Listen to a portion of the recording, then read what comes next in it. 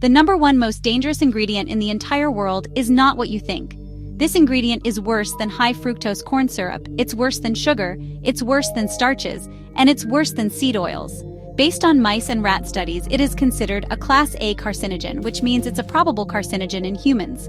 A carcinogen is something that causes cancer, and this ingredient is a very potent neurotoxin, affecting not just your nerves but your brain as well. It also disrupts reproductive organs, and this is supported by several international cancer associations. Even the EPA classifies this ingredient as a carcinogen. Here's the interesting part. You won't find this ingredient on the label. Why? Because it's not actually an ingredient itself. It's a byproduct of ingredients that's created after you process all this junk, specifically when you add heat. What is this byproduct chemical? It's called acrylamide. Acrylamide is formed when you combine a certain protein with a sugar under high heat. The first part of this video is going to be as simple as I can make it, and I'll get into some more technical details later in the video. You can watch that part if you want to. I am going to give you some good news though as far as the antidote, or how to neutralize that chemical acrylamide later in the video. 40% of our foods have acrylamide. You won't get this chemical reaction with natural sugars like sugarcane or even honey. It has to be more of a refined sugar, like glucose or dextrose, which is a synthetic sugar, or glucose syrup, or even maltodextrin, which is a starch. Because it's so heavily processed, it's going to turn into sugar really quickly, and then combined with that protein, the modified food starch, the modified cornstarch, which is basically in a lot of these foods right here, you get acrylamide. Realize that when you heat something up, you usually heat it in something, right? Like oil. If you're at a fast food restaurant and they're making fries, they're not going to fry them without oil.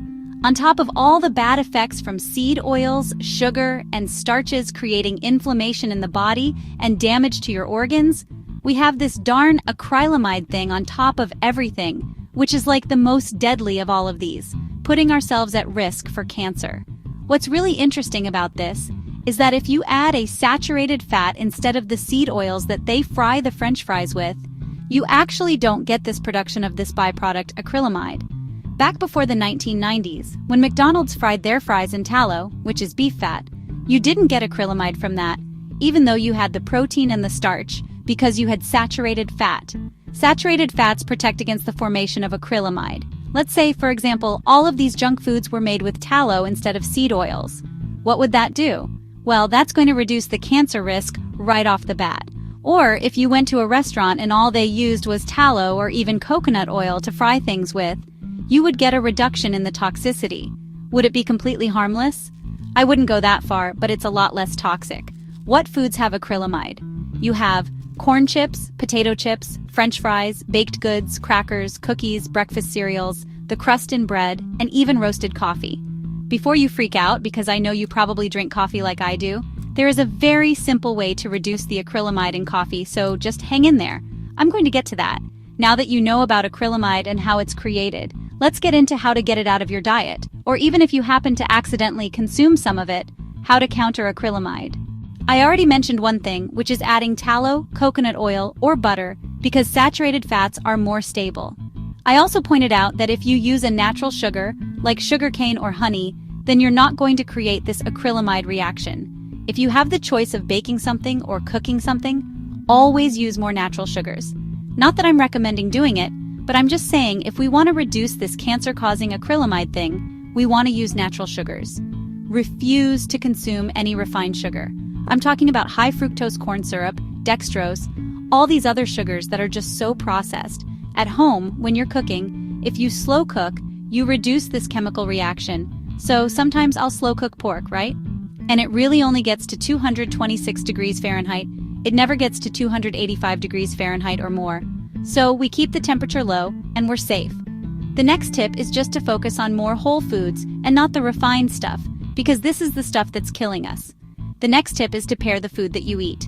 Again, I'm not recommending you eat junk food, but if you happen to eat junk food, pair it with something else to neutralize the effect. What can you eat in addition to this junk food? Any type of cruciferous vegetable, kale, broccoli, Brussels sprouts, arugula, cabbage.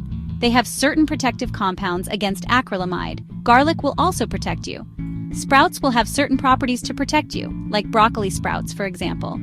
Foods high in vitamin C sauerkraut, citrus fruits like lemons and limes, bell peppers, all can actually protect against acrylamide. Green tea is another way to protect against acrylamide. Spirulina can also do it. Let's talk about this coffee for a second here, because how can we reduce the acrylamide in coffee since it's roasted? You can drink organic dark roast or espresso coffee that's roasted at a high temperature, like way up to 400 degrees Fahrenheit, because when you get to those high heats, apparently it makes acrylamide very unstable, and it goes away. When you light roast coffee, you have 10 times the acrylamide than dark roast. Now I want to get a little more technical. I want to explain specifically what's occurring in this chemical reaction. It's called the Maillard reaction. And as far as protein goes, there's a very specific amino acid, asparagine. It's in corn, wheat, rice, soy. In these refined foods, you're not protected.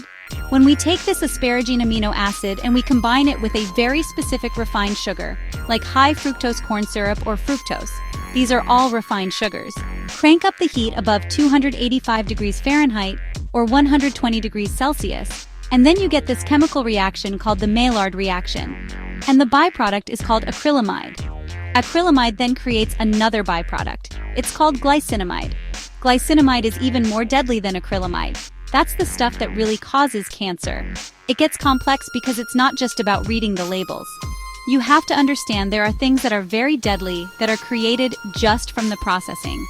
When you take a look at ultra-processed food calories, how dead can you make a food?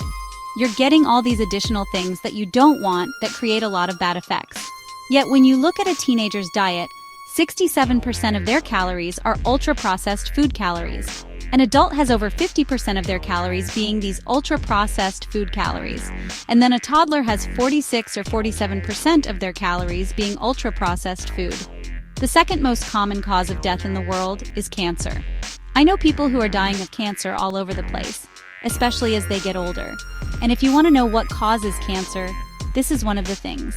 I think people know about smoking and drinking and things like that, but a very potent thing that causes cancer in humans is acrylamide. I hope I gave you enough information to at least be aware of it and avoid it as much as possible. And if you happen to eat it, you now have the antidote to counter it. So thank you for watching, and I will see you in the next video.